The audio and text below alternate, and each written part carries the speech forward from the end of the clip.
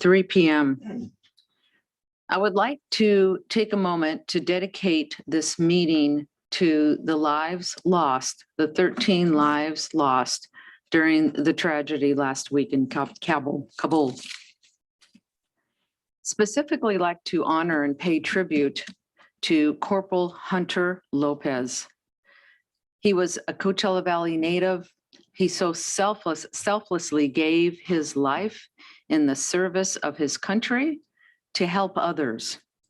I'd like us all to take a moment in prayer to pray for him, his family, for all those that have paid the ultimate sacrifice, and for those that are still in harm's way in Afghanistan, fighting for the right of freedom.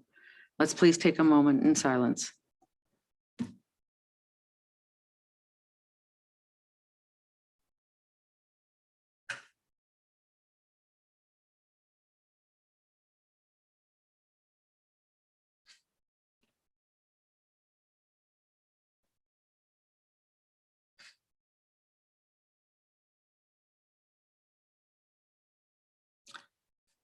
I would also like to let everyone know that we have, the city of Indio has put together a remembrance or tribute area just out here in the quad of the council chambers to recognize, for people to remember, to bring flowers, to pray, to discuss, to really embrace Corporal Hunter in the days ahead. Thank you for that moment. And I'd like to move on to roll call and please. Councilmember Miller. Present. Councilmember Ramos Amit. Present. Councilmember Ortiz. Present. Mayor Pro Tem Furman. Present. And Mayor Holmes. Present. Thank you very much, everyone. This is a time set aside for public comment for items not on the agenda. If you wish to speak, please call in to the city clerk or fill out a form that's at the front in the lobby. Do we have any requests to speak? Ms. Sanchez. I do not have any public comments in person. I did have a request via Zoom, but I do not see the person in attendance. Okay, thank you very much. Let's go on to item number 3, which is the consent calendar. Items A through G. I'll move the consent calendar as presented. I actually wanted to pull 3B.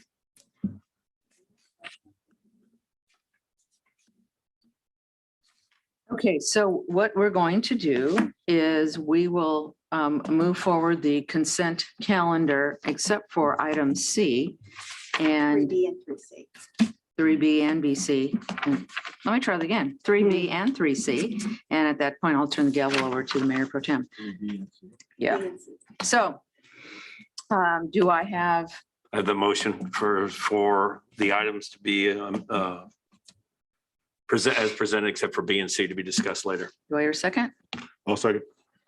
And all those in favor, actually, may I have a roll call vote, please? Thank you, Mayor. Councilmember Miller. Aye. Councilmember Ramos Amit. Aye. Councilmember Ortiz. Aye. Mayor Pro Tem Furman. Aye. And Mayor Holmes. Aye. That part of the motion passes. I will now leave the dais and turn it over to Mayor Pro Tem.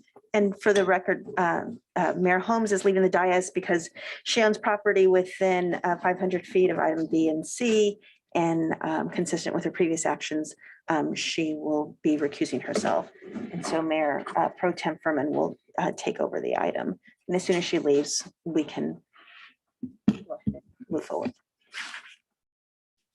Okay, we'll start with the first item on the consent calendar, which would be 3B, second reading ordinance number 1764, approving the second amendment to the development agreement between the City of Indio and Golden Voice LLC and Coachella Music Festival LLC to extend the term of agreement to 2050.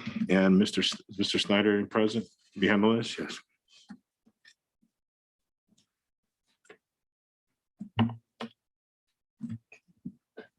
Thank you, Mr. Snyder. Thank you. Good afternoon. Kevin Snyder, Director of Community Development. I'm happy to answer any questions that you might have. As the council may remember, this was a first reading item at your previous council meeting. This would pertain to the extension of the development agreement between the City of Indio and Golden Voice LLC Coachella Music Festival LLC for a period of totaling 37 years, inclusive of the existing 17-year term. This item was discussed previously with staff findings contained in the staff report, and the staff recommendation and your planning commission's recommendation was to approve the amendment to the development agreement as requested. Happy to answer any questions the council might have. Yes, so my comment's more for council rather than staff, but I just wanted to urge us to go back into negotiations for this deal. I still believe we haven't done our due diligence and community outreach to be ready to extend this agreement for another 20 years. We practically had no input from residents on what the community's needs are that need to be addressed before this item came to us. Being one of the biggest festivals in the world, I believe this deserves extensive outreach because of the large impact it has on our residents and because of the length of the term. We got about 2 responses in our outreach, and that's just not enough for me, and especially knowing that we have time on our side, right? This current agreement still goes to the year 2030. So we really don't need to rush this through without outreach to the community. And so just last night, I posted a summary of this agenda item asking for feedback and received about 30 comments with ideas and suggestions for our council from community members. And many of those concerns involved benefits to those who work the festivals, such as union jobs for electricians and plumbers, and opportunities for local vendors within the festival grounds. Opportunities for local vendors and restaurants is one of the biggest requests that I saw on my post. Some were also concerned about the impact on the neighborhoods, saying that they go through 3 weekends every year of noise complaints and trash streets and neighborhoods due to the tourists coming to the festivals. And some requested going back to the old limits of 99,000 people per large festival. Others want to see more of an economic impact on our community, asking that we start a fund for scholarships, job trainings, or arts programs. And I understand that Golden Voice is acting in some of these efforts, and we will continue to work with them on that. But right now, we are counting on their goodwill to help us with these issues if we sign the contract as is. And when you're in negotiations for a 20-year contract extension, you don't want to count on goodwill of a company because you want it in writing, right? Because you don't know how the leadership will change within the next 30 years of this company. And so I think we're losing substantial leverage for these negotiations if we don't discuss these issues with our community and address these concerns before we extend the agreement for another 20 years. So I do think this should go back to negotiations with our partners at Golden Voice.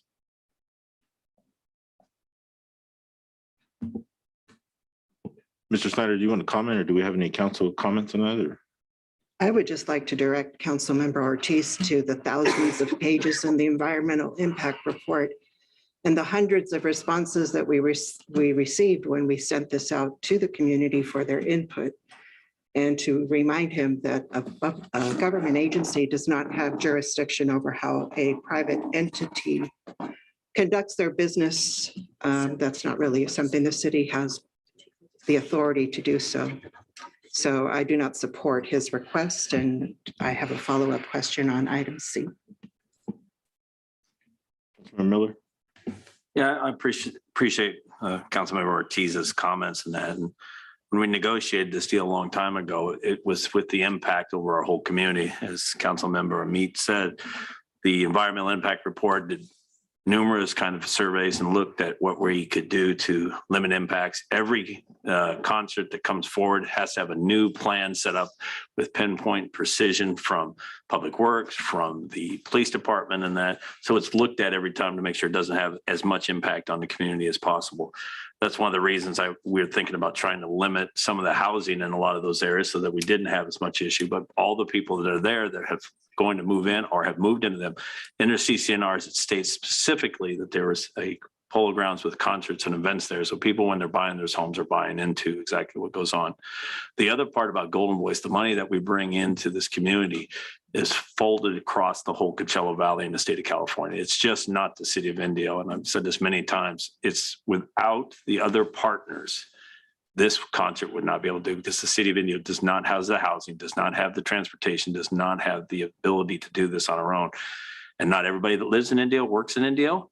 And so all these other individuals that work in other cities are getting extra checks and everything else. You can't measure it on that part or the international exposure we get. So I think there's opportunities for us to work with Golden Voice more diligently when it comes down to other parts of it and looking at negotiating. The development agreement's one thing. I think the contract, and that's another. And that's something we can look at if we want to look at opportunities as they come forward to either if they want to expand, if they want to do some things different. That's our negotiating part. This now is locking them down into the city of Indio for multiple years so that they invest more money in the properties that they have now. So that's where I look at it. I think there's great opportunities. And if we haven't captured on it as the city of Indio, that's our fault. We need to look at ourselves to figure out what we can do and not think that they're going to solve our problems. If there are issues that are abroad, let's address them and work on it. But this is a development agreement to keep them here for the next 20 years after that. And I support it. Thank you, Mr. Miller. And I'll follow up with my comments on it. I do support this passing. There's a bigger picture here, and we do appreciate some of the concerns of the community. Nonetheless, it's up to the city to address them, and we address them as we move forward. The city's made a commitment to our festivals. We made a commitment to be in the city of festivals. We have invested in infrastructure, indirectly and directly with the revenues that come in from the festivals. We invest in our community, and we continue to do so, and we continue to strengthen our partnership with Empire Polo and also Golden Voice. And I think that partnership is always going to leave that door open if we need to come back and negotiate on any further procedures or anything that we need to talk about with the stakeholders. So I do support this moving forward. And we'll move on to the next item before we take a vote. And we do have one public comment after that. So the next item would be 3C, the second reading of ordinance number 1765, amending provisions of the major music festival overlay zone related to the extension of the term. And Mr. Snyder will also be handling this. Thank you, Mayor Pro Tem. Paragraph B of section 159.463, Mr. Snyder, is much more restrictive than what we had in the past. Was that a planning department recommendation, or was it legal counsel's recommendation to insert the restrictive 3 days definition for a music festival and consecutive weekends as a festival? Where did it come from? I can answer that. That was the original language with respect to the major music festival event and how it was defined. This is 159463, and I'm assuming it's a definition of major music festival event. And so this was the original definition with respect to the permitted attendance, although we changed that certainly. And here, the only change that we made with respect to the item before you is that it's located in the festival district sub-area rather than the Rancho, I forget what it was, the Rancho Palos Estates. Yes, exactly. So it previously, since 2013. When we last did the zoning update, Yes. that's when someone inserted 3 days. That it was part of the negotiations with Golden Voice. And so we worked on this together with respect to the festivals. What we did here is we developed an overlay over all of the properties to provide for a major music festival event and a No, major I music remember festival that part. permit. I'm Yes. trying to figure out at what point the 3 days And was inserted. I believe it's always been there since the very beginning. Since 1980? No, this is something new. So we never had this definition before. Right, that's why I'm addressing it, because we were never so restrictive. Oh, then I don't know what we did previously, but this correlates with the EIR with respect to the 3 days of musical performances. So the EIR is what restricts us to the 3 days? That's correct. And the EIR is what restricts us to consecutive weekends? No, it does not restrict us to consecutive weekends. It allows for 5 events over the term of the year, 3 in the spring and 2 in the fall. So it doesn't necessarily correlate to a specific weekend, but that's. So why do we have to say consecutive weekends? We originally, when we came up with the agreement with Golden Voice, we tried to leave it as open as possible, not restrictive. because that's not the only festival that's going to happen in our community. We have the Tamale Festival, the Date Festival, which are 10 days long. We wanted this to be a more generic ordinance. So now it's becoming so restrictive that it's going to impede our opportunities moving forward, not only with Golden Voice, but anybody else. So how do we correct this? Is it an EIR document that is now forcing us to do this, It or would- can we correct it? It would be an EIR document, and I see that you're looking at the second part of that definition with respect to major music festival events occurring in consecutive weekends. That's a function of the EIR and our discussions with Golden Voice with respect to the layout of the festival event. And the fall events can happen at any time. Okay, but this is an ordinance for the city of Indio, not for Golden Voice. right? I understand that. And so Okay, this, so, sorry. so it needs to be general. Of course, the ordinance is general in terms of a major music festival event. That is the way we defined it. That is the way the EIR looked at the impacts. No, the EIR has nothing to do with the ordinance. It does, because the EIR. That's for Golden Voice. No, it's for this specific, Doesn't it's- dictate this. the EIR does dictate this because the EIR looked at the major music festival event overlay ordinance as a generic ordinance. And it looked at impacts with respect to having events over consecutive weekends. Okay, so let's forget about Golden Voice. You're doing a zoning ordinance update. How will the new zoning ordinance update encompass music festivals in Indio, regardless of what Golden Voice's EIR says? Councilmember, at this time, the only plan changes to the zoning regulations that pertain to the major music festival overlay are what contained in here. We would propose to the Planning Commission and Council to retain the language as is, except for what's presented here. The city attorney is correct in reading through the FEIR and the major music festival. There was a tie. We can look to modify that. That may or may not require a modification to the EIR, which is basically an amendment to the EIR. But there is a relationship because in essence, that major music festival permit grew out of the EIR work. Right, but we never wanted to be that restrictive, so that Right. somehow was a misstep. So I'm asking you, as you Yeah. move forward, how can we correct that? Because we want to encourage a 10-day festival. We want to Sure. encourage. So I think what we can do is go back and I'll consult with the city attorney to see what flexibility we have to propose a modification and see if that necessitates any amendatory work to that environmental impact report that was previously done. So the city attorney and I can consult on that and determine that. And if it doesn't, then the document that will come forward with the zoning regulations update could modify what's presented here. If it does, then that work with city manager and council support, that modification to the EIR could be looked at and could be brought forward as a companion action. Okay, if that could happen. If not, we're going to have a tiered system because we still want to have that generic global Right. welcome. Right. This is the city of festivals. We're not going to dictate to if Lollapalooza wants to come here, oh no, you can only have a 3-day music festival Right. because it has to be on consecutive weekends. No. No, and I think it's a very good point to point out that, we're trying to be flexible in terms of the growth. I mean, the council has made a policy commitment to make sure that the city continues to be a place of festivals and events. And so providing flexibility where appropriate. So this is something we can look at as a policy decision for the council eventually and bring that back to you in a few months when you're looking at the zoning code. Okay, thank you. That was, Yeah. I wanted to ask that last week, but the conversation went in a different direction last meeting. But I wanted to make sure that we had the conversation before we move forward with the zoning updates. So thank you very much. Thank That you. was it. And so can I ask a question? So Roxanne, so to cut through the chase, does this have any effect on any other music festival besides Golden Voice? So you mean what we're doing tonight with respect to the changes to the ordinance? No, it actually is generic in the sense of the term of the time of a permit. Okay, so this is for the permit for Golden Voice and their concerts. And if they want to change it, then we can look at modifying. If they wanted to go to 4 days or they wanted to go to a different, we would have to go back with them and work and look at the EIR.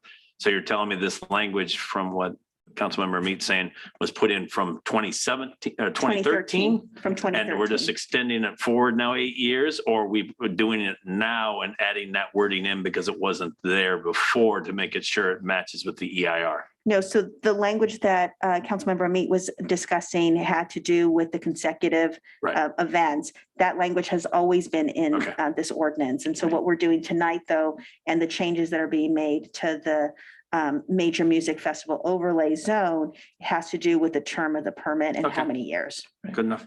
That's what I thought. Thank Thank you. Oh, yeah.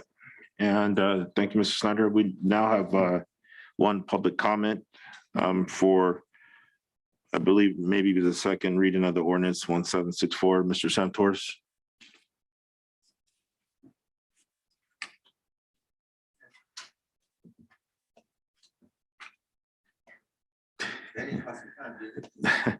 No, I think you're okay. Okay, Sam Torres. Sorry. There you go. Thank you. Sam Torres, resident of Indio. Last time I was here, I spoke that I was in favor of extending the contract and the agreement for all of the economic reasons, many of them which you stated. The thing that I'm concerned with, and it was a concern I had when I was on council, and I think was a concern that led to the fact that Golden Voice even came to the table and said, here, we're going to give you something, is that the fact that in the city of Indio, we pay probably the highest taxes or some of the highest taxes in the valley, if not the state. And you got a utility tax, you got a TOT tax, you have a sales tax.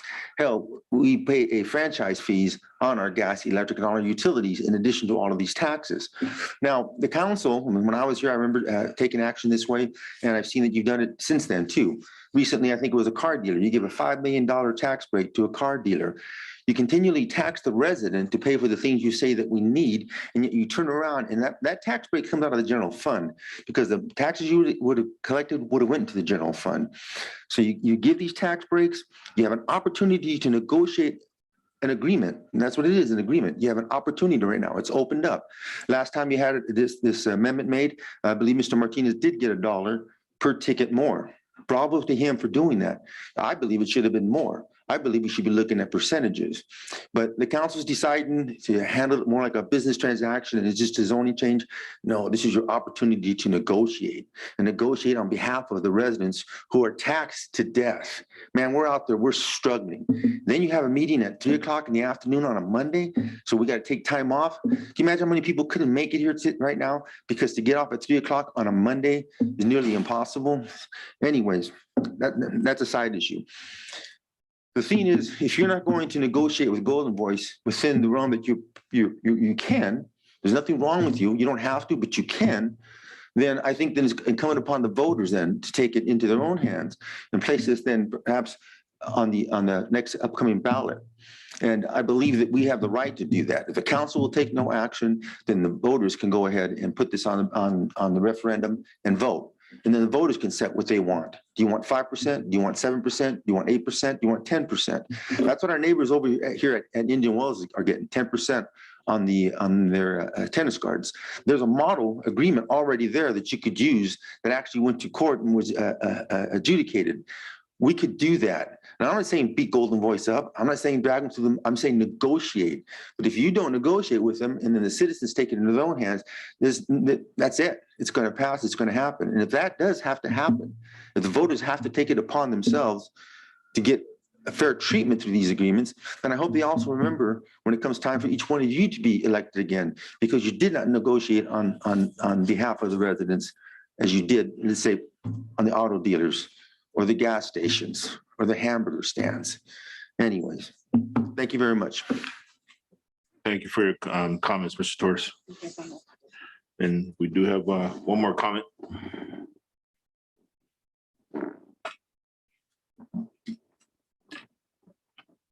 So, yes, Ms. Priscilla Bill.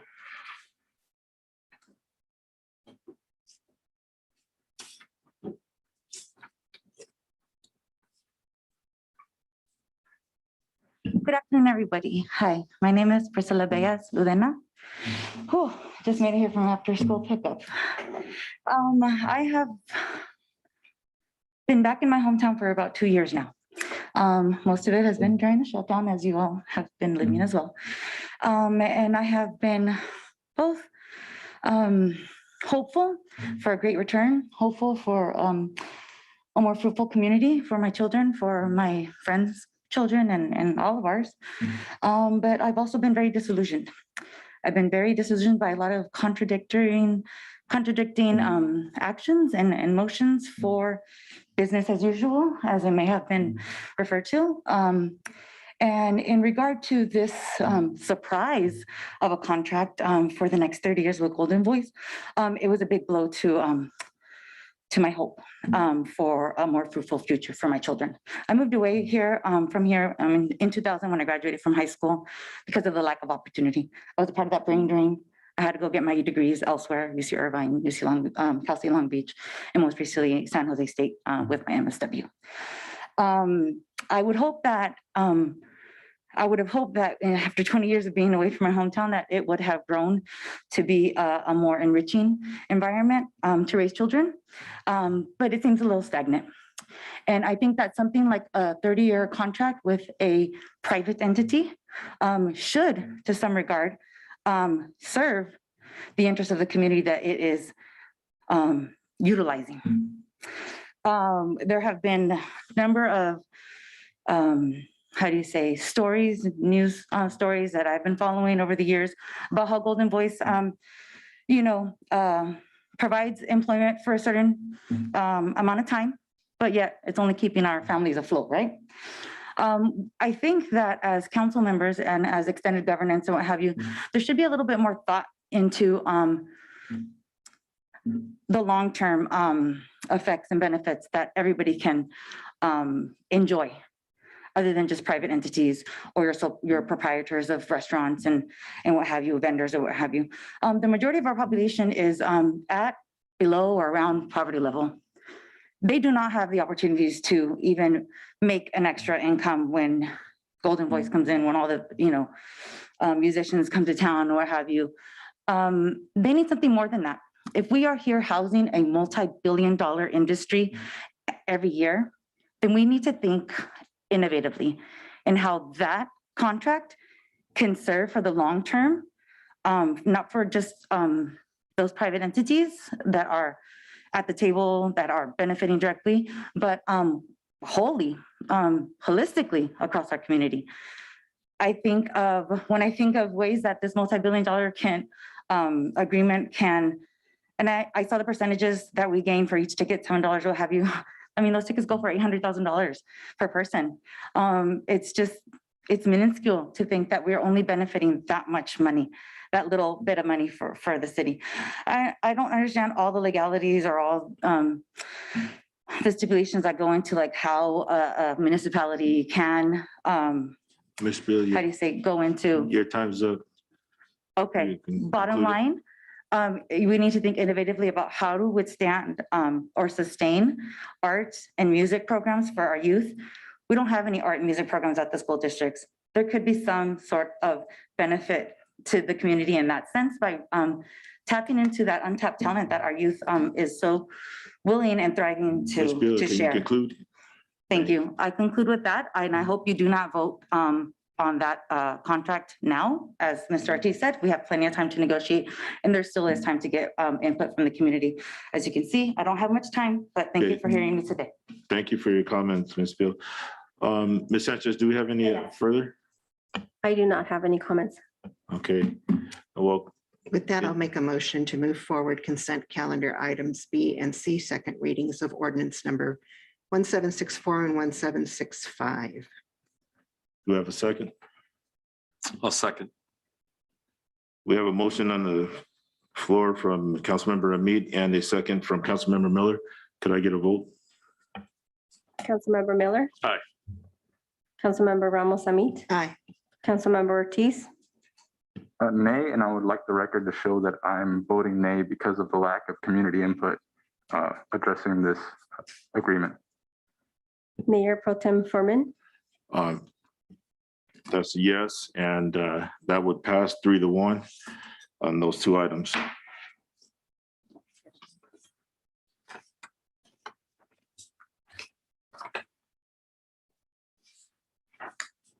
That would conclude our consent calendar. The next would be administrative items. Could we get the mayor back in? Tim's grabbing her now.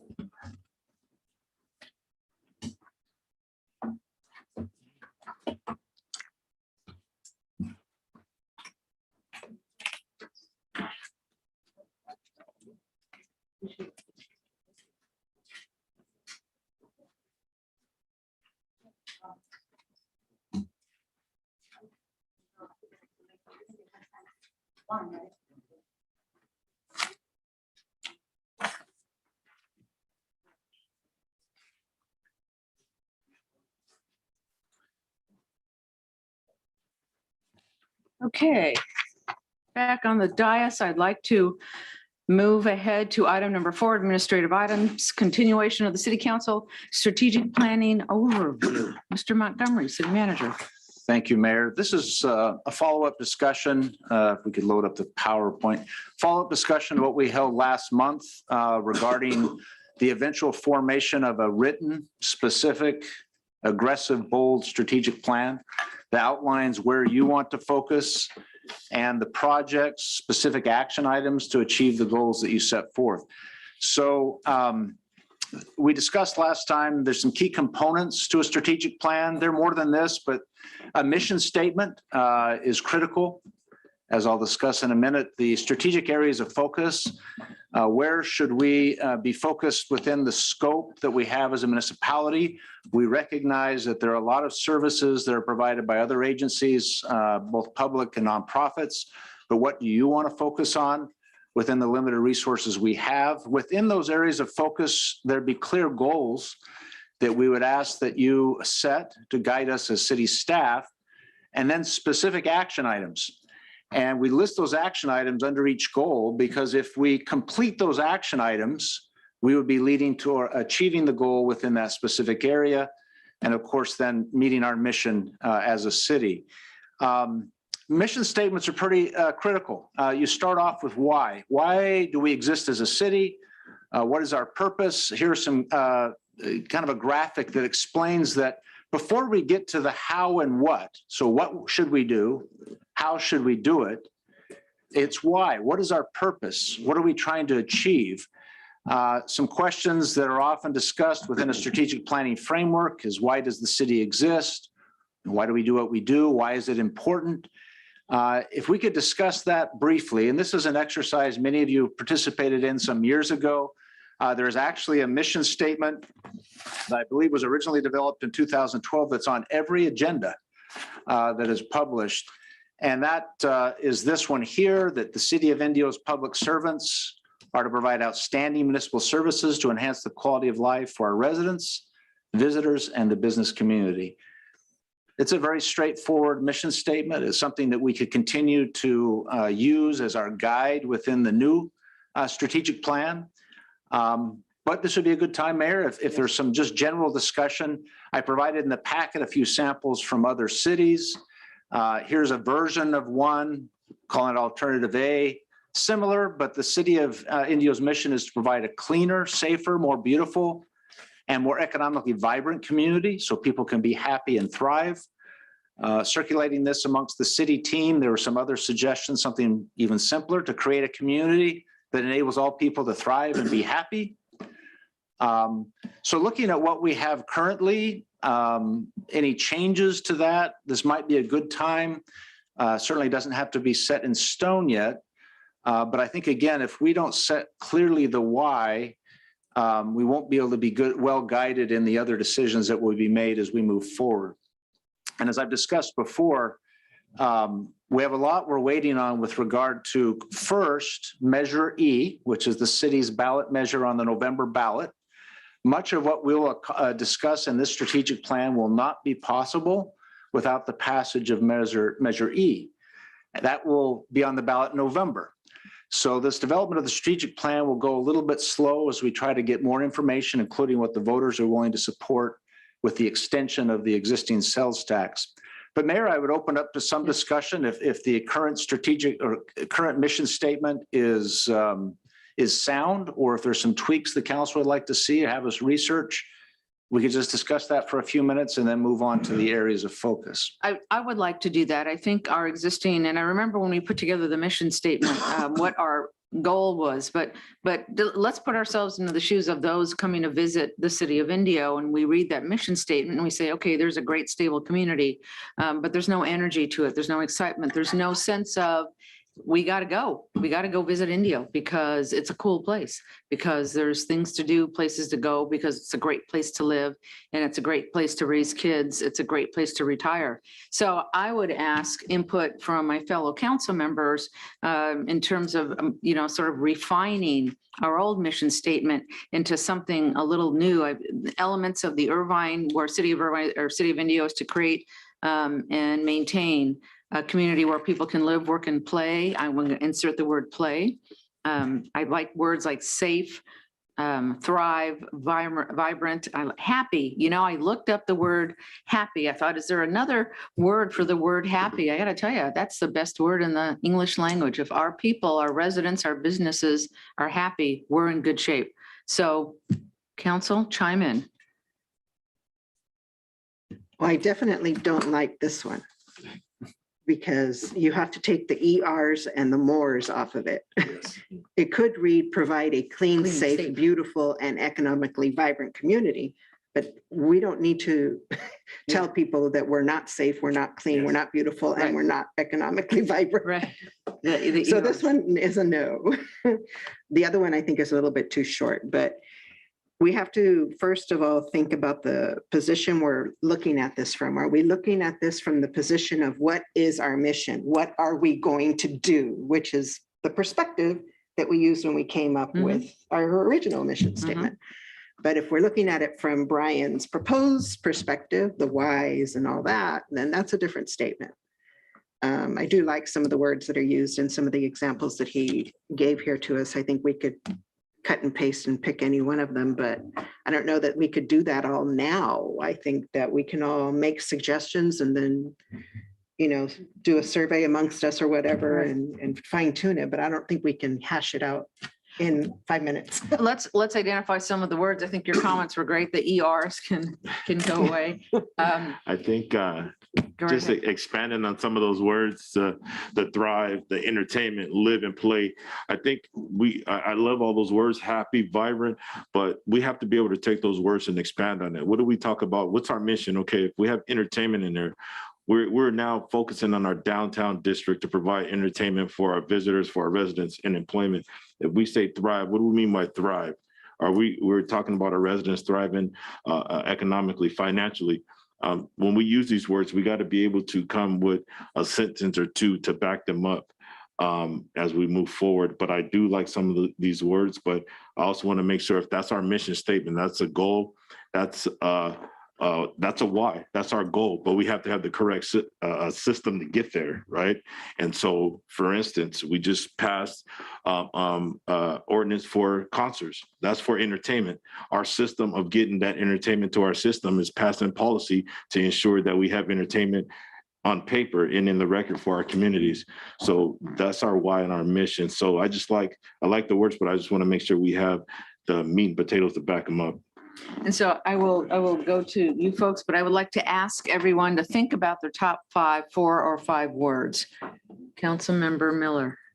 Well, the mission statement and the vision statement are two vast different things.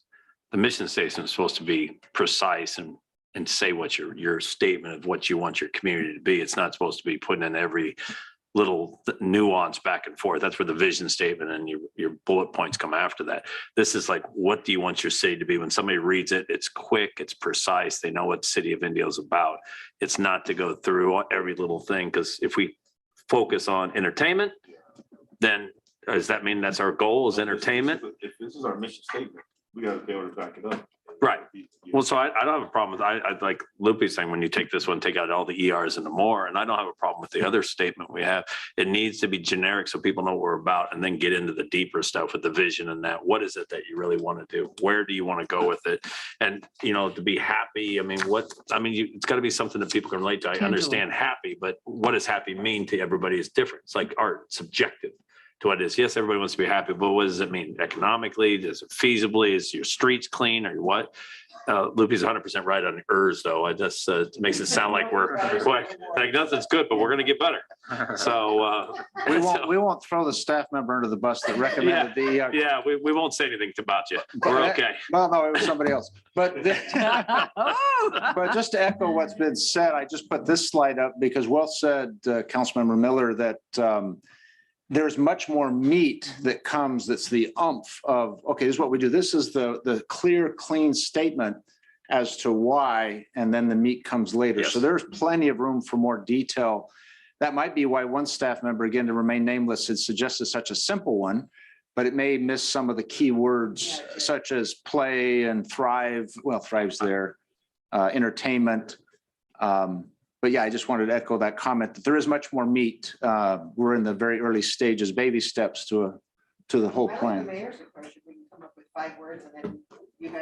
Play with it. Yeah, I'm good with that. And so I would like to give Oscar an opportunity, then we're going to go back around with those 5 words. I like the current one. I think it sticks to the point, you know, that is our main mission, right? And everything that we do is to fulfill that mission of providing outstanding services to our residents.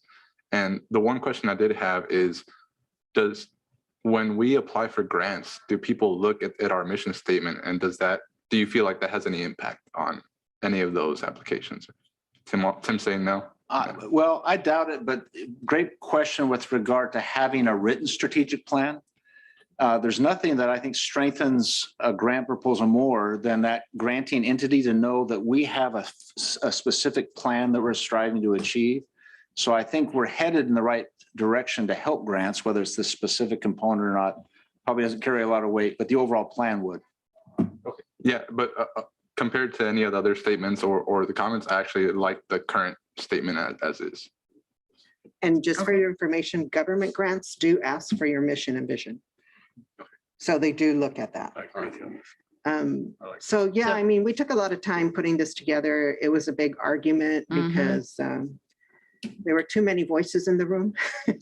So we settled on this because it seemed to grasp the essence. But, you know, if we have to come up with words that we like, of course, we like vibrancy.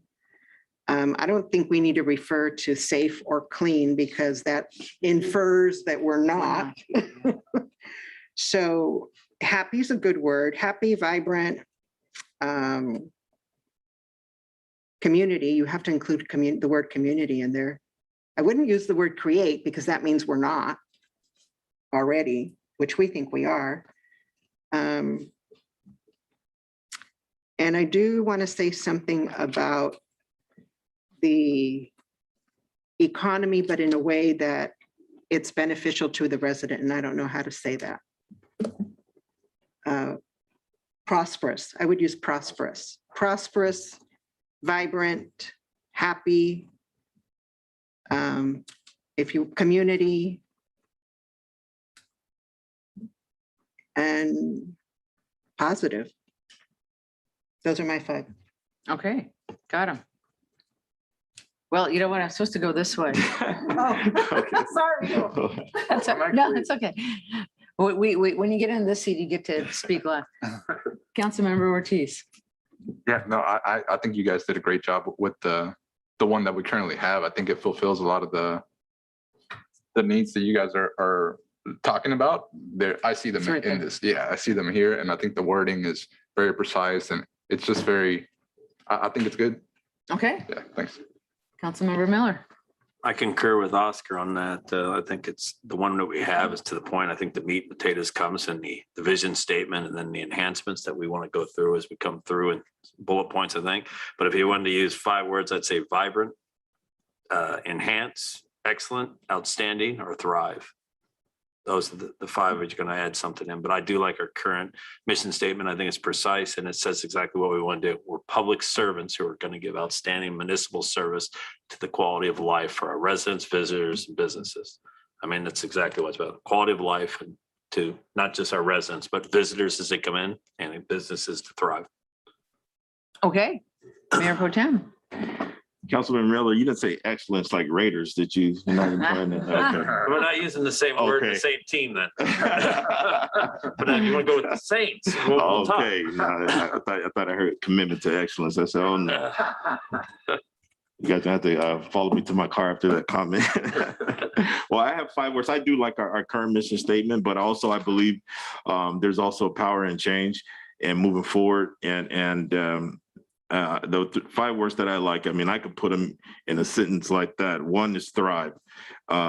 You know, we want to welcome folks to our community to come and thrive, and our residents that are here thriving. And culture, we're rich in culture in our community. I think that's something we're very proud of in the city of Indio. And you can also interchange diversity with culture. I like both of them, but I also like entertainment. I think Indio in the future is going to be the place to be for entertainment, and we're moving in that direction. And education, I think we also made a commitment to education with our local colleges and also our school district. And, you know, soon we may not have to leave to get higher education in our communities. So, you know, I like educate. And the last one, empower, or empowerment.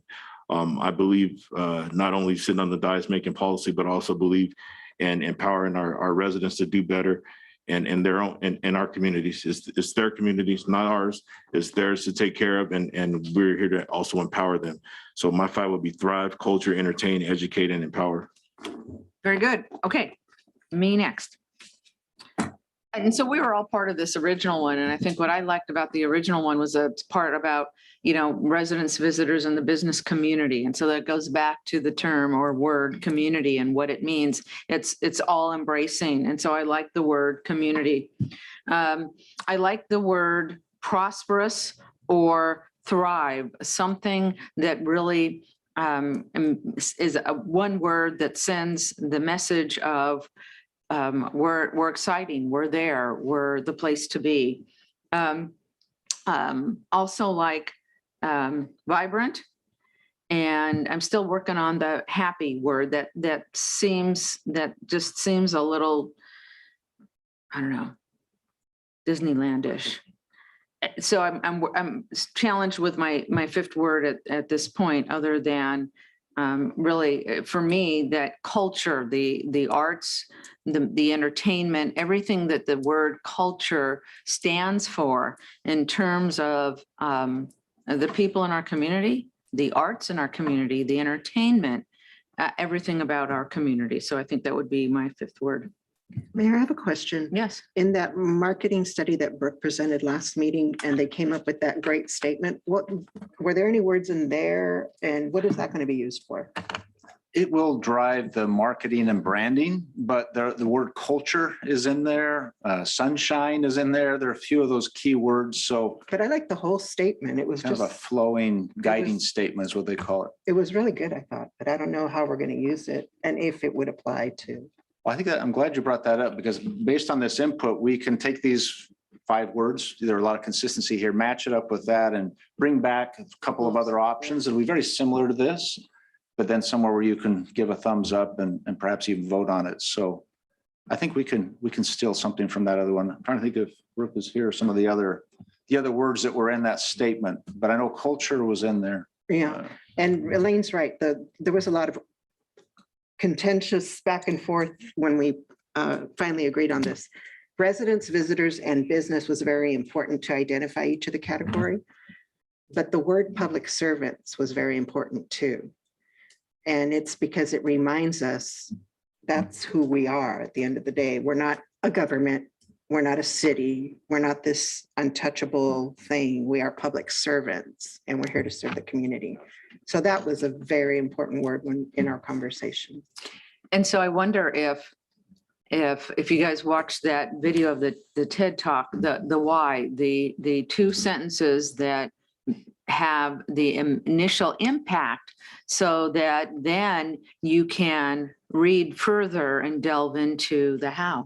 This is how we achieve this state of being happy, or economic prosperity, or thrive, or cultural environment. This is why we are the city of Indio, and this is how we achieve each of those bullet points. That's kind of what I was thinking. In fact, to that point, Mayor, as we move forward, not just at this meeting, but subsequent meetings, we'd want to reflect back to, okay, the how and the what. Does it match this or not? Does it seem like we're on track? Right. So this is a good guide for the whole Yes. process. Yeah. Okay, everybody good? Yeah. All right, we lay it back in your capable hands. Great. There are just a couple of other, doesn't click very well. Because we discussed at the last meeting, then this next step, which is, okay, what should we focus on to help achieve those things we just discussed? In experience, it seems like we should focus on maybe 6 or 7 areas over a 2-year period, maybe 5 or 6. But this is 10, I believe. And a couple have been added since we last discussed this issue. Public safety, of course, is our core service. Streets, bridges, interchanges really relates to the roadway infrastructure. We could be more general and talk about infrastructure. One of the items added is the water system and supply. That infrastructure is certainly a key part of our mission as the water authority. So that's one idea of maybe encapsulating that into one. Business and job growth really relate to economic development. The survey work we did, both with the random survey as well as the one that was self-selected, people could just chime in. Community beautification, as you recall, was near the top. It was a huge priority. The downtown and Highway 111 revitalization was discussed. A new one, as we just discussed also with the Golden Voice matter, festivals, events, art and culture wasn't mentioned before. So as a consideration that in that area of focus, what are some things we can do in that area to help us achieve our mission? This one again could be combined with infrastructure, but the coordination with IID and then the broadband issue, and then this ongoing participation, collaboration with the community, empowering, the Mayor Pro Tem mentioned, continue to communicate 2 ways back and forth with the community. And then kind of an all-encompassing financial sustainability, operational excellence. So again, whether these kind of make sense, we can condense them or eliminate some or add some. Underneath each one of these would be a goal. So just as an example, under public safety, there's a proposed goal there, and each one of these could have a goal. And in public safety, you'd have to ask yourself when we get to the action items at a later date, okay, public safety is certainly a focus of municipal government. It's where we spend most of our money, so it may be the highest priority we have. We should take all possible steps to provide for this continued efficient fire, police, ambulance, emergency services. What can we do? What specific action items, if we accomplish, are helping to achieve this goal? So going back to these areas of focus, and this is probably where I would conclude today, Mayor, not trying to dive into this with too much detail at this point. If we're missing something, if those look like we should subtract 1 or 2, combine, and maybe we could leave the discussion with that at this meeting, Mayor, if you'd like, but kind of opening up these areas of focus to your discussion and discretion. And so once again, I will reach out and I will not take my turn first. Councilmember Ramos Watson. So I know water system and supply reliability was added I'm sorry. later, Wait.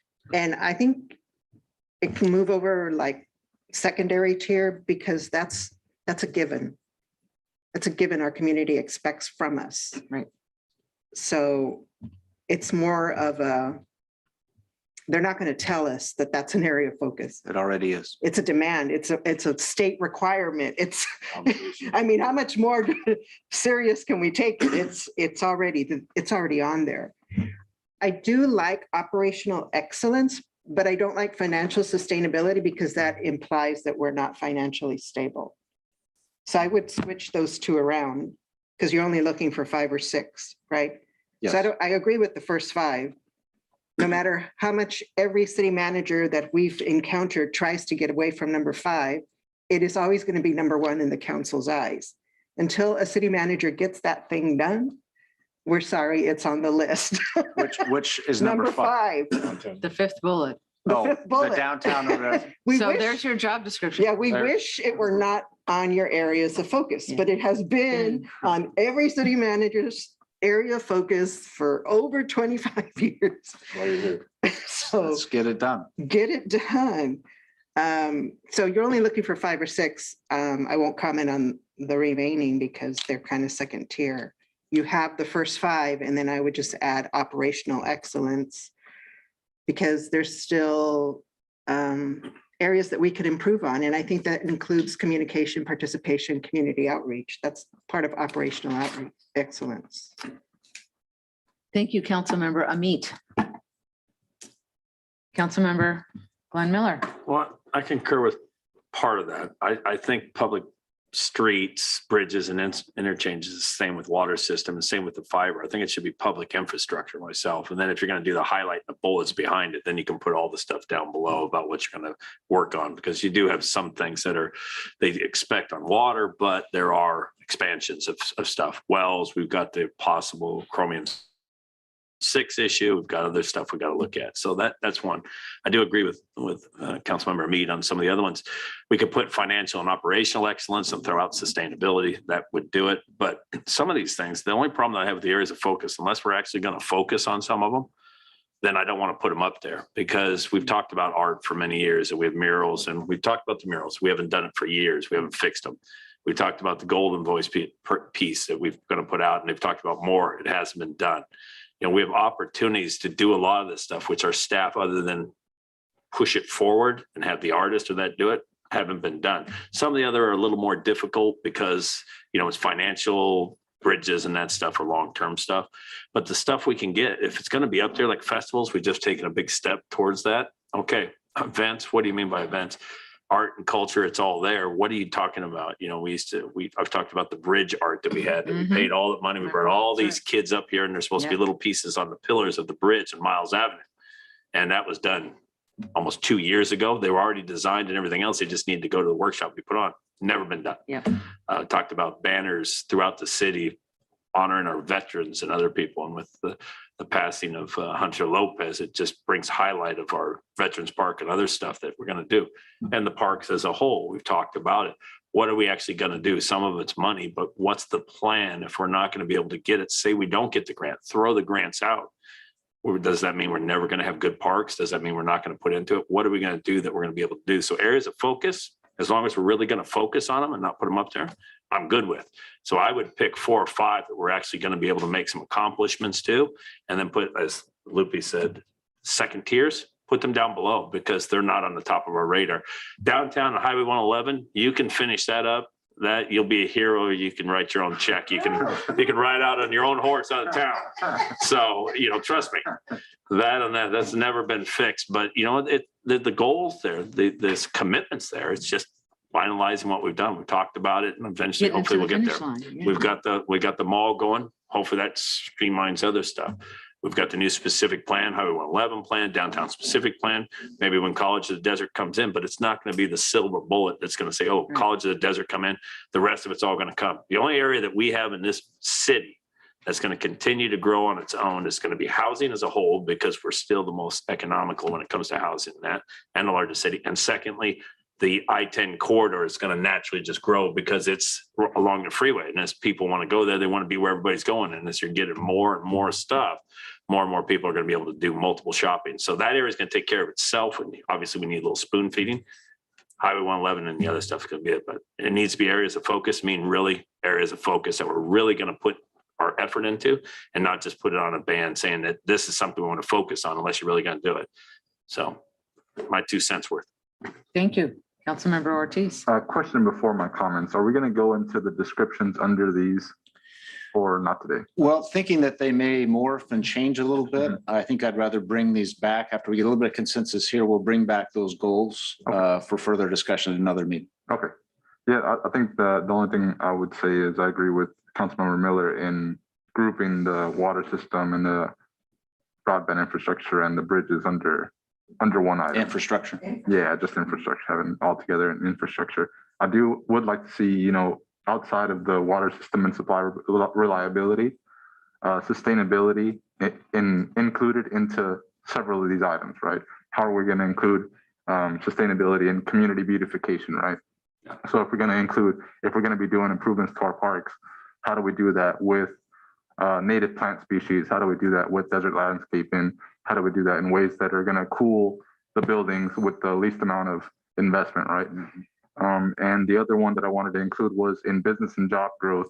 I noticed that we didn't have much on generating new businesses within Indio, right? We were talking more about attracting business to come into Indio, but how do we generate our new business owners within the city and help them thrive and get to the next level? That's it. Mayor Pro Tem. I don't know if there's anything left. Well, I look at this list and it looks like it's ready to go. Public safety is a given. I think we made a commitment to making our city safer over the years. I'm born and raised here, and I watched our city go through many changes. And I could say right now, I believe this is the safest our city's ever been. And that's a testament to our police department, to our school district, to our faith-based community. And so public safety is a given, but I think we're doing a great job at that. Water system supply, that goes without saying. It was already spoke about that. That's a given. Some of the other things I like to mention, though, is the communication. For instance, like I mentioned earlier, what we really have to communicate to our folks is it's your community. Right? It's yours, your city. So right now, just to share some of the things that we've been dealing with Public Works, and I spoke to some of the council members about this and city manager about this, is we have a few brick walls in our city that been knocking down from some dangerous driving out there. And we're constantly trying to work with the property owners, and we're trying to work with the community. Well, we need to get out and talk to folks and have them understand this is your community. We need to be safe. And public safety is just not police. Public safety starts at the home as well. And those are some of the things that we need to communicate to our folks. This is your community. When we talk about beautification, we have a lot going on in our city right now. If you drive down 111, it is not 111 and old. Now, do we still have challenges? Are we still working with some of our county and some other entities about 111? Yes. But if you drive down 111 from Monroe all the way up to Jefferson, that is not old 111 in Indio. And if we, next month, the marketplace is starting construction.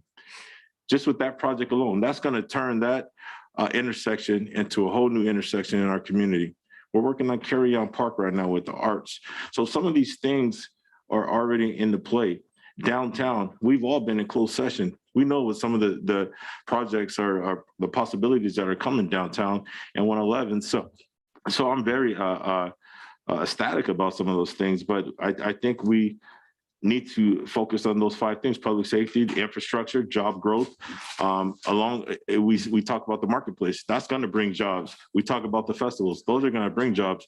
Right now, we're in a big culture of entrepreneurship in our city. I think we could support that as well. And something that's big that I don't see on here is partnerships. We have to continue to strengthen our partnerships. We talk about parks. Parks has been a struggle for us. Are we going to work on some partnerships to take on that challenge? So I think partnerships are big, but the list that we have in front of us, I think is good. Some of them support each other, but I think we're on a good path. So I think public safety, infrastructure, business growth, beautification, and downtown and Highway 111, sir, that's yours. I think those are our top ones. Okay, so I'm sensing a bronze statue of the city manager for Highway 111 and downtown. Downtown. So if we put the infrastructure component in a bucket, yes, they cost money, but it's also something that should be an expectation of people coming into our community in terms of water supply and system, in terms of electrical and fiber and broadband infrastructure. I was just in a meeting with the transportation committee today talking about what that looks like. And I'll give you a little bit more detail at the next meeting, but if this whole broadband thing comes to fruition, right now we're considering a study. It's going to run across Highway 111. I'm sorry, it's going to run across the 10 freeway. How perfectly positioned are we to explore that? I mean, if you look at the city of Indio, we have 3 or 4 exits off the freeway. Awesome. We have a long stretch of Highway 111. That's fantastic. And so within that framework, there has to be areas that allow us to be prosperous, our businesses to be prosperous, to add to the tax revenue in our community so we can turn around, take that money and build another park or enhance the park we have or all the things that we need to do. I'm looking at community beautification. I've been here a little over 18 years and people are visual beings. And so they want to see clean, pretty, aesthetically pleasing. I don't want to use the word shiny, but they want to see nice. They don't want to see windows and all kinds of things that are not pretty. They want to, it gives people a sense of quality. So I'm thinking a facade improvement program throughout the community, targeted, but throughout the entire community. And that's part of community beautification. And I will say, what can we afford to do and do well so that we hit a home run or knock it out of the park or whatever term you want to use? It's football season. I'm still in baseball. But that's what we need to do. And of course, Highway 111 revitalization mall is huge. The Grand Marketplace, excuse me. The streets, the windows, the storefronts, the signage, huge. And I think part of that, what also goes along with that is community outreach, communication and participation, our ability to engage more of our community so that people have a sense of pride. Councilmember Amit, I will never forget a speech you gave when we opened one of the parks probably 20 years ago. And what you said to the community is, this is your park. You need to take care of it. You need to take pride in it. And so as we step up, as we do these things, our ability to engage our community so that they take pride, so that we have volunteer programs, so that people can embrace and take pride, I think are huge. And so there you go. There's my 2 cents for what it's worth. That is all very helpful. And again, we will then kind of morph this input, bring back a new set of areas of focus, and we can run this by again to the point, Mayor, of engaging the community. The next step also would be, putting these online, social media, allowing some comments to come in and give some organic thought to kind of the next draft. And that might glean some other information that could further enhance these. So without spending a lot of time on the next few slides, went through those goals as I stated. So we would come back with these specific goals that, again, you could vet, the community could vet, and then we could formalize in a final approval. I did want to just conclude at the very, apologize for flipping through these slides. Well, just as a reminder, of course, that Measure E is on the ballot, and something as significant as the new fire station, the replacement fire station on Jackson, the public safety facility, many other roadway projects, including the interchanges. So much depends on the voter support of extending the Measure X sales tax that the voters overwhelmingly supported a few years ago. Measure E that's on the ballot here in November will give us all an opportunity as Indio residents to vote to just merely extend that matter, no increase in taxes. And as a reminder, if that sales tax doesn't continue in Indio, other public entities have a right to go after that 1%. So as Indio residents, we would end up paying it anyway, but it would go to RCTC or to the county or to some other entity. So preserving local control over this money for the long term is very, very critical to achieve all the things we just talked about. But we do have a lump of money that is available. I say a lump, but the federal government's provided some one-time monies. There's some monies in reserve. We're still wanting to bring back to you a list of those priorities where you can go through and menu select those that you think would have the biggest impact pursuant to the strategic plan. But there are a few things that we'd like to have you consider, just to conclude quickly, Mayor, as near-term projects. We would bring these back. The mayor alluded to, for example, on here, a business facade and sign improvement program, where we would focus on the businesses and look at those that would be willing to participate with us and look at their signage, look at their landscaping, look at their facade. This has been such a struggle the last 18 months for all businesses of all sorts. The last thing that they might be considering are some of these very visual facade, signage, landscaping upgrades, because they're just holding on. Fortunately, things are better off today than they were 6 months ago or a year ago.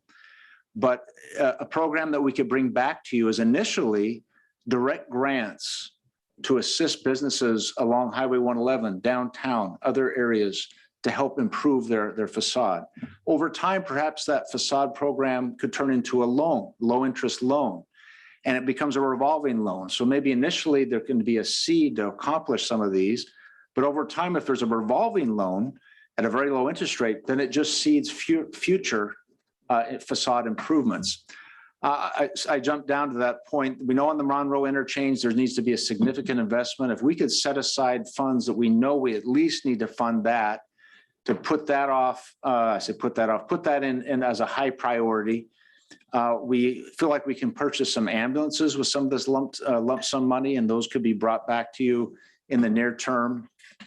And then I wanted to focus some discussion on this downtown living room park in the corner of Smyr and Miles that was discussed in the downtown specific plan. We have some great sketches that you've seen. We could further refine those with potential users of the site, but bringing down regular events to the downtown and having that living room available seems to be a very easily attainable, impactful near-term goal that if there's support for that, again, this would come back to you for final approval, but we would start developing those plans and prepare that space for these downtown events. I suggest second Saturday, but whatever that day might be in the month, that folks in the Valley could count on one event at least, say it's the second Saturday, and they knew that they could be in downtown Indio for the second Saturday and there would be something fun, some entertainment, food, desserts, whatever that might be. And for a minimal investment, we can get those rolling. And then as discussed, particularly at our entry points, doing some significant upgrades to the medians as just an initial investment to make that statement. Consistent with that might be over time with our branding, a new entry sign, new entry element. But I see these as some near-term allocations that before we complete the strategic plan, we could get going on these matters. So again, maybe to conclude, and I'll be quiet, if these look to be reasonable, we would bring these back in the near term for your final approval and proceed. So Mayor, maybe to conclude with this discussion of some of these near-term opportunities. Thank you very much. I mean, I think this is sort of a culling down of the, six not most important, but near-term, easy to do opportunities that we can look at and make a difference, most impactful. That was the right word. Councilmember Amit, your thoughts, please. Thank you, City Manager. Would the ambulances be replacements or additions? Both are replacements, I believe. We need more. Need one more. But that means more staffing. We know we need one more. So how do you do that? That's a question for you. That'd be Chief. the operational cost of the staff that we'll have to research. Yeah, you and Chief need to figure that out. How much does this total eat off of our allocation? That sum that we'll bring back to you is hovering around $35 million. And so this, for example, Monroe, take that off the top if you were so willing, that'd be about 30. So there are, about 2.5 million here. Is that right? A little over two. Okay. Yeah. So we also had mentioned before that we had an unfinished business grant program that didn't get fully funded last year. We had originally talked about allocating the remaining funds from here. That's something. $750,000. It was I don't remember how much. It was almost $800,000. $750,000, yeah. Are we good? I mean, that's something that's already done. Are we just going to make the decision to add the funds is the question? Well, and so here's a question that I had, or a concept that I'd like your thoughts. We're all as small business owners in a different place now. Not that life is perfect than we were a year ago. What about considering using specifically some of those folks that applied for dollars, but using some of those funds to help people enhance their business, whether it's a facade, whether it's marketing, it's signage, it's some means that helps people be successful, draw in those customers. So a slightly different spin than a check for $10,000 more. Let's consider using those funds to help them make their business successful, to draw customers in. If we do that though, does the same people that got the grant then get it? That- You know, because then they're end up getting into the grant and the facade. And I understand what you're doing with the facade. I don't have a problem with that. And does it kick in prevailing wage? I know the grant, when we're given it, it's a straight up grant, the government looked the other way. If we're using it, you know, because once you start putting public money into other projects, sometimes it kicks in prevailing wage. Is that going to have a problem if we do this as a separate, or is this going to come out of the ARCA funds where it's exempt from, you know, from this other stuff? I believe if it's deemed a capital project, it would require prevailing wage, so facade improvement and so forth. So it'd just be a little more expensive. Fortunately, at those lower values, you don't see quite the impact. But yes, prevailing wage would come into bear for the 'Cause construction. you wouldn't get very far on a lot of these people that have, you know, do the work internally. So that's what I'm saying. If you're talking 15,000 for a project, that prevailing wage eats a good portion of the way, which I'm not against. It's just, I don't think it's going to have that impact that we're thinking. It's like the yards, when we do the yards and you get minimum of 2,500. And if you really want to do your yard, it's $7,000 or $8,000. The reason they're doing their yard, some are conservative because they want to conserve water. The other ones want to beautify it. But if they're not going to, if they can't afford what they have, they're not going to put in an extra $4,500 to get where they want to go. Most people won't. They'll just leave it like it is, the $2,500 grant. Now, if you give them the $7,500, they'll change their grass out, but they're not going to do it where they're going to pull most people aren't going to do it where they pull $5,000 out of their pocket. They'll take the $2,500 and do the cheapest job they can to make it look, and it doesn't come out like it wants to be. So sometimes those just don't work. So I'm going to circle back. You lost me, honestly. Never mind. No, so why do we have to consider prevailing wage if we're doing facade improvement? We had a facade improvement program.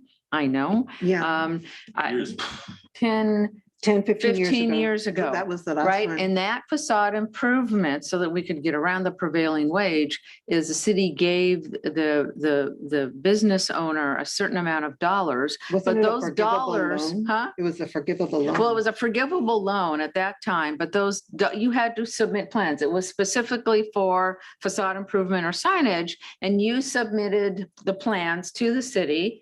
And I think this next part isn't going to work in this current environment, but at that point in time, when you spent, you know, a certain amount, 20% or 10% or 50% or whatever, you went back to the city, and honestly, the city quickly then turned the check around for that, so that it allowed for us not to have to deal with prevailing wage, so that the person receiving those funds could maximize how they use them. What Councilmember Ramita is referring to at the end of that is if you stay in business for 5 years, I think it was 5 years, you know, and there are, you know, line items around that. You had to be open for business, you know, 5 days a week or 3 days a week or whatever. There were things, but if you stayed in business for 5 years, it was forgivable. But I guess I'm looking at how we can not have to deal with the city doing the facades and dealing with the prevailing wage. Well, we wouldn't issue. do the facades, but just the mere fact that we're handing the money to For that somebody specific- for that use. But I think the issue that we ran into with the last facade improvement program was that the majority, and I'm talking over 90% of our businesses, are leased spaces. And usually absent landlords who don't care about the Right. facade or the signage. So we kind of ran up against a brick wall with trying to improve. And we only focused on the downtown at that time. Right. We didn't do it citywide, is but the same larger. holds true for citywide. The majority of the buildings are absent landlords that don't care to improve their facades.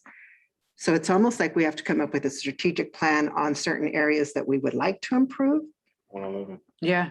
Well, I mean, even subsection that and present to those owners the program. I don't know. And that's probably why the suggestion early on, in part because of COVID, in part because what you're saying, it probably can't be a skin in the game program. It's probably something that says, we are just willing to do this. We'll research it, but that might be why prevailing wage comes into play, because of what we're dictating there. It's not really a participation by them. We'll research that, see what the former program was. There are a lot of them out there. But if supportive of that, that might be the best way to help a business right now, or even an absentee landlord, is do something physically to their property. There are a lot of other federal grants, state grants that are now going to childcare and to other small businesses. So we may get more bang for our buck, even at prevailing wage, if we focus on the infrastructure of the businesses rather than their operations. in my opinion, which I'm kind of echoing what you said, Mayor. Right. As a thought, and I think Councilmember Miller, you brought up a good point as well. I mean, there's lots of good points and lots of discussions to be made here is how can we help our small business community be successful at the end of the day? Because if they're successful, the city is successful. And if we are successful and we attract more businesses, then that cycle of success and prosperity is a benefit to all of us. And ultimately, that's where I want to get. So, all right. Councilmember Ortiz, you good? Oh, no. I'm so sorry. I think you need to do a little more research and really kind of take a litmus test of possible participation rate because, you know, I think some of these small businesses are going to be offended when you approach them and say, hey, you know, we want you to improve your facade. We'll give you money for a new sign or something. They'll say, what's wrong with my current sign? You know, I think you need to do a little more research on this and before you present a program, and maybe a targeted approach might work instead of just shotgun throughout the city and not really seeing the impact. Yes, sir. No, in person, please. I'm wondering where the funds, because I know we had an agreement that, you know, as soon as we got these funds, we would do something about Miles Park. And we discussed dealing with the burger building. I don't know if you have any updates on, is that going to be usable? Is that going to have to be torn down? And we did talk about the dog park, skate park, some of those options. So I would like to see that, especially before the Miles and Smurf, you know, redoing another park when we still have the one that's all set up, but looks really bad, right? Yeah, and there are $200,000 set aside specifically for Miles, and then there's another $500,000 in this current year budget. So aside from this, so that is in place. It doesn't include the dog park and some of those other extras. That could be a discussion for future. What was the first So question? you're saying $200,000 from here? That's my memory is 200? No, we definitely, Five?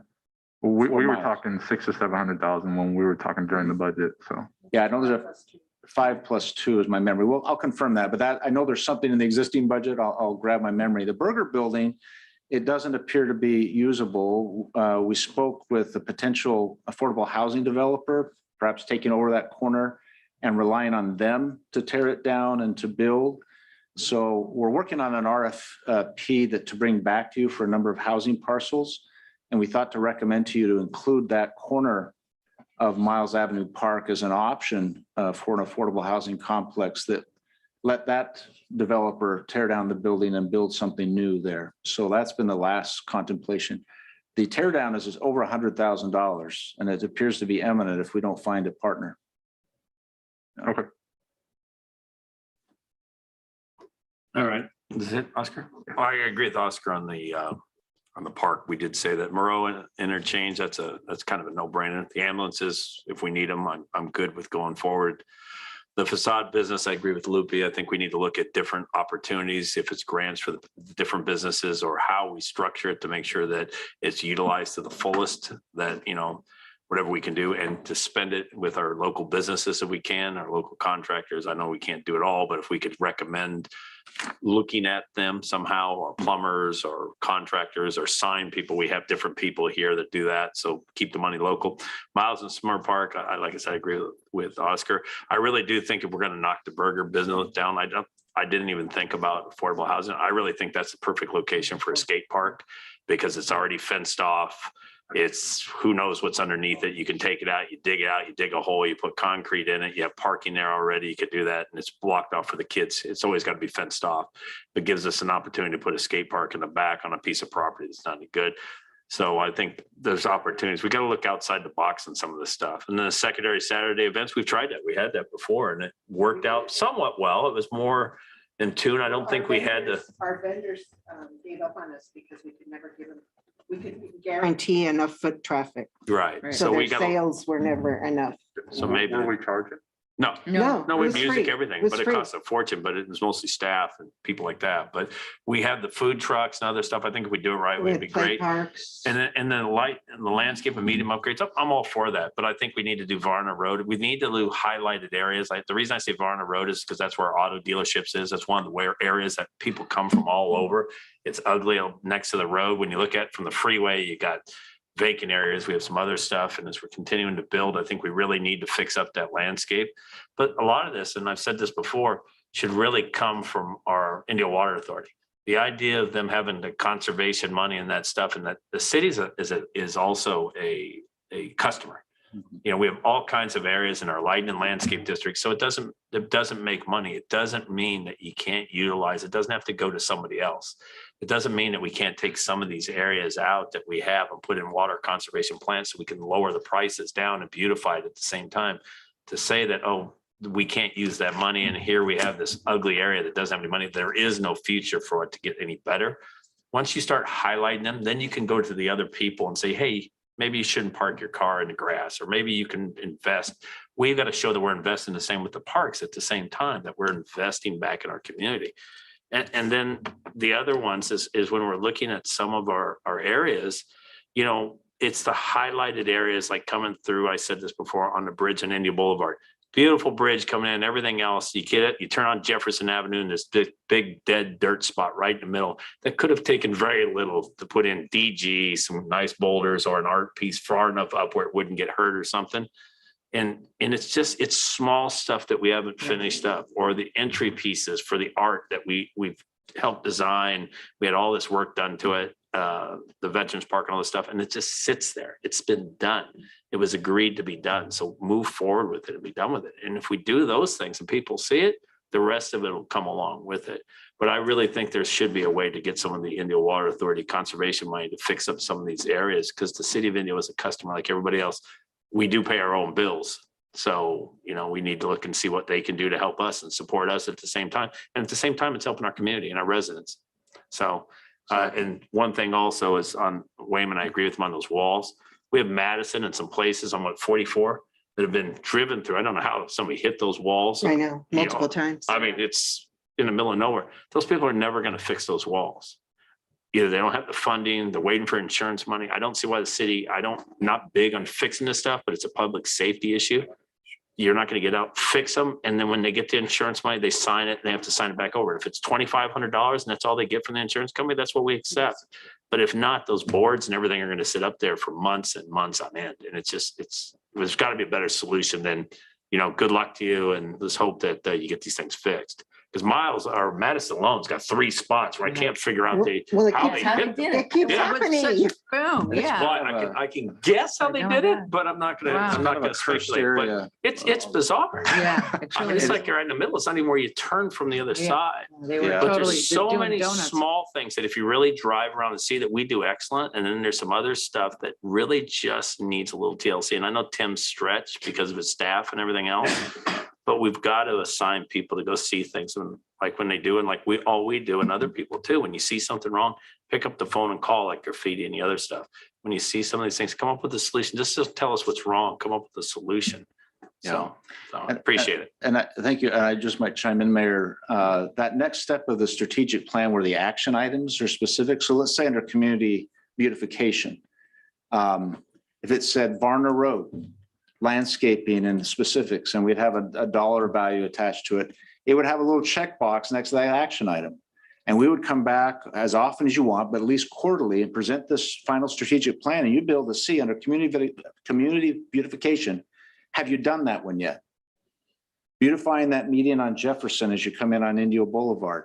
It would be Jefferson median, Indio Boulevard. We'd have a dollar value, would have somebody responsible and a checkbox. And we'd be able to show to you, did we get it done or not? And so that's why it's so critical to have these things just outlined and making sure we have the resources to do them, not overstretch ourselves beyond what we have the financial capacity to. But if you direct us to do it and it's listed as an action item under community beautification, it's up to us as staff to get that accomplished. If you've appropriated the money, you've given us the direction, I promise you it will get done.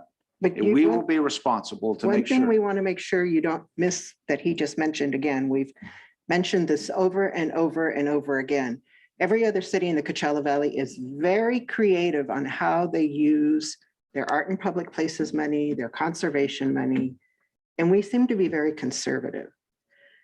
For example, the city of Indian Wells decided that they wanted their entry statement from 111 on Cook to be those big 2 date palm groves. They installed those with art and public places money, and they uplighted them and said, that's art. You know, other cities get creative, but we always seem to err on the side of Parochial, conservancy. yeah. And I'm glad the city attorney's not here because I blame her. Well, just know that 3 of you, we learned how to count to 3. So the IWA conservation, the art, the direction, as long as it's legal, the 3 of you vote for it, we're gonna go get it done. Well, exactly. We're not talking to anybody to break the rules, but I just don't see it's an investment. It's an investment back in our community. Who cares if they have the money? I mean, going down Madison Street, like I said, is a good example, like a dead old Anders, or even Highway 111 along the railroad tracks. 3/4 of the bushes are dead. Take them out. Take them out, make the Union Pacific put gravel back in. And so we don't have all the homeless. I'm not trying to be mean, but so we don't have them by the tracks. It's unsafe. And half the bushes are dead. It's like nobody cares. It's like they drive by and they see these things and it's not my problem. So let's don't do it. Let's clean it up. So this is unacceptable in Indio. This isn't what we do. And the same with our parks. This isn't acceptable to us. How are we going to fix them? And then be done with it and fix them. I just think there maybe needs to be that approach. I'm not big on boxes with check marks, and I'm, as city attorney, can attest, but I think this is a perfect time. Then we need to have that where, we've expressed the desire. We've now put numbers. We now have a get stuff done, city manager and council and staff, the desire to move forward. And so the ability to say, hey, this needed to be done. It's done. I think we just need to be able to focus. And I jumped in front of you, Mayor Pro Tem. I'm sorry. I just wanted to make a comment about the parks thing. I think all of us desire to put the parks a high priority, but if there are separate dollars for the park, which I think there are, then let us know that. Mayor Pro Tem. Well, I'm not going to talk about any more brick walls because that'll get me going. We just had another accident the other night. It's so dangerous. I can't stress how dangerous that is to our public. We really have to get out there and talk to our young adults and our youngsters driving out there to please slow down on these roads. This is dangerous. Somebody's going to get hurt really bad, not just the brick walls, but somebody's going to get really hurt. I really get upset and scared when I get an email from the chief about these incidents at night. And so we really have to be careful with our roads. Going to this list, number 1 on this list for me, ambulance, that's a given. That's public safety. I believe that's a given, but Miles and Smur, the event park, I think that's important that we keep focusing and keep our gas on the downtown area. We've done the second Saturday thing before, but I think we're in a different time. Folks really want to be out. Folks understand the importance of our downtown area and also our entrepreneurs, so we're going to have to invest in that. And something I've talked to the city manager about that he's brought up, to me in conversation is our palm trees in that area.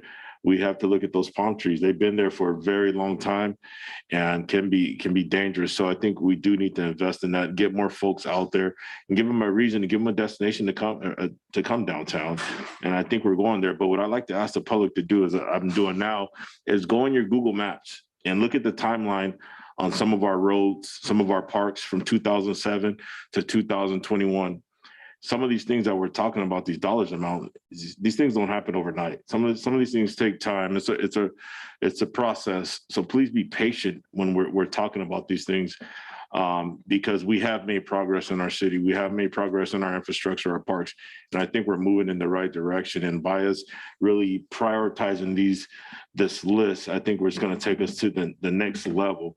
And so, looking at the landscape and the median upgrades, look at some of our old pictures and look where we are now. I drove down 111 yesterday and earlier today, and I was just in awe of how different our community looks coming into the city of Indio from Jefferson, it doesn't look like Indio of old. And I rave about Mr. Wassel a lot, how he has come up with some of our tarps and some of our things that we use to really take your eye off some of the empty lots and some of the eyesores, and we're moving. So with the brick wall thing, I don't know if that's an option of just covering the brick walls with maybe a tarp until we could get those repaired, because it is an eyesore to some of the communities. But the business facade, I know the mayor spoke about this before.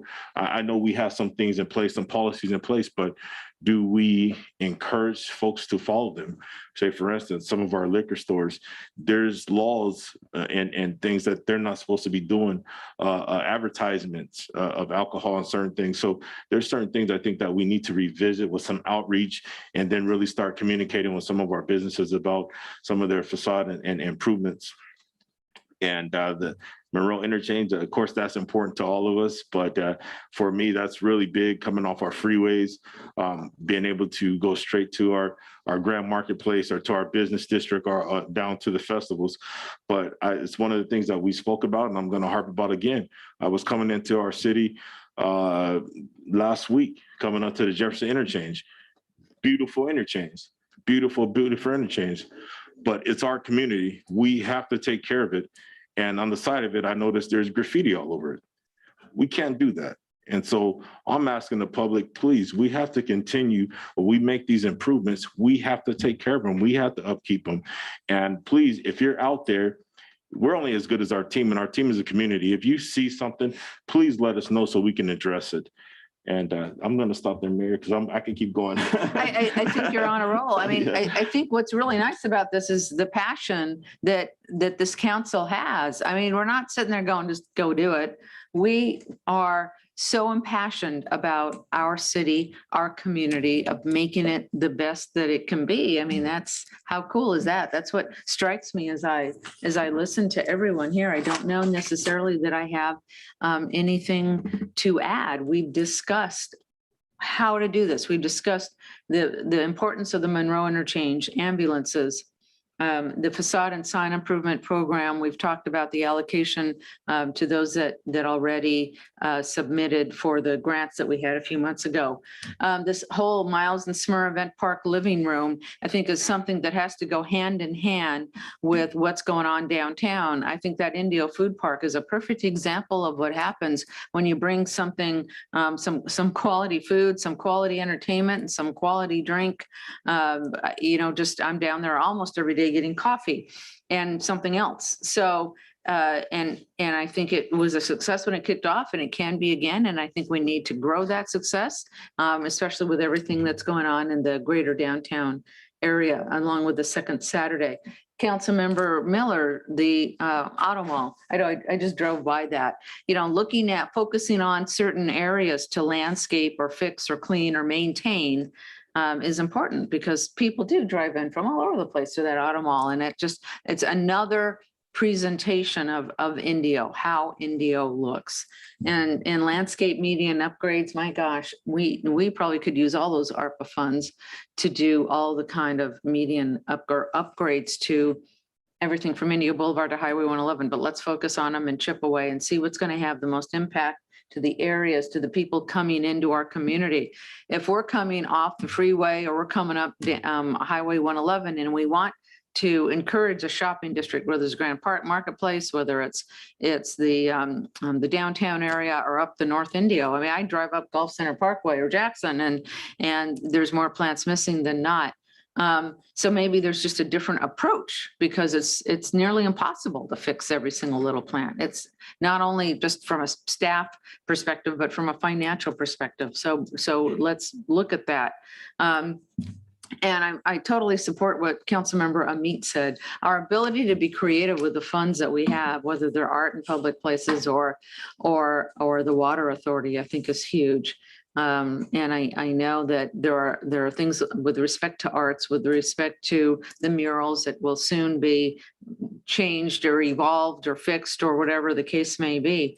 And the same thing with the utility boxes and so on and so forth. So we're looking at giving the entire city a facelift in many different ways, and dividing these dollars up and having that place to start is important. And I think this is a very good place to start. Can I say one last thing? You most certainly may. And so I see Councilmember Meats not up on the dais She'll be right now, but one thing I would like to, the county needs to upgrade, finish the pavement. We need to keep on that. But also, Councilmember Meats said that this county itself is trying to upgrade the fairgrounds. And I haven't run this by Victor Manuel Perez, but we're in need of soccer parks too. I don't understand why the lower part of it and not the middle section of it where they park can't be converted into grass, because you can always park it. I used to park when I ran the Rose Bowl. You can always park on grass. Make that for soccer fields. Then they can park in the center there for the swap meet and other stuff. But then if they really need the parking, they can move the cars onto the grass and be able to utilize that. But you could use it for other events. But at the same time, they could turn into soccer fields and utilize that place a lot more. Would help that middle area down there. Would take some of the things off of Davis Field, and they could use some of their ARCA money to do it. So throw that by Victor Manuel Perez and Steven Hernandez and see what they think, because the fairgrounds is a complete eyesore.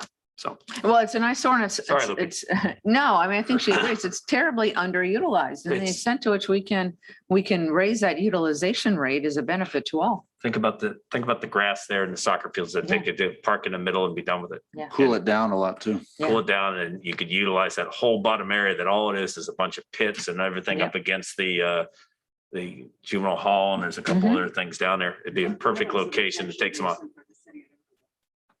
What's that? It's a retention basin for the city of India. Good. It could be turf. We own it. Okay. All right. I think, do you, city manager, have? Yes, this is outstanding input. And again, we'll be formulating this in some more detail. Don't be surprised if on September 15th, we bring a few of these back to see if you want to take some formal action, just so we can get the ball rolling pending the more further evaluation of the plans. So we'll work on that. The business grants we'll research as well. There are more that applied than funds were available. If that's something you want to pull the trigger on, then we could do that in conjunction with the SOD or separate. And we'll bring that back to you for final decision then. And if I can push just a little bit and make the comment, and don't throw anything at me, season, as we call it, is soon upon us. It's when when hopefully tourists come back. People from other states come back, and they come into all of our communities, but a lot of them come into Indio. They eat in our restaurants, they spend dollars in our stores. Our ability to begin some of these processes in time for season, in time for people to see what's going on, but more importantly, in time for our small businesses to reap some of the benefits would be awesome. Thank you, staff. Thank you, city manager, for working so hard to make this happen, to caring so much about our community and moving these things forward. It is 4:41. This meeting is now adjourned, except that Mayor Pro Tem would like to say something in honor of, yes. Before we adjourn, I just want the public to know, first of all, we send our heartfelt condolences to the Lopez family, and our city manager and city is working on connecting with the family. But in the future, we plan on doing some presentation and proclamations to the family, maybe even a resolution. So the city is exploring all avenues at all costs to honor the fallen and Mr. Hunter Lopez. So I just wanted to let the community know, and I would like that we adjourn the meeting in his memorial. His honor. Yeah. Absolutely. And as we adjourn the meeting in the honor of Corporal Hunter Lopez and the other 12 that gave their lives, let's have another moment of silence, and then we will adjourn into closed session. So let's just take a moment to think about the impact that these folks had on our lives this past week.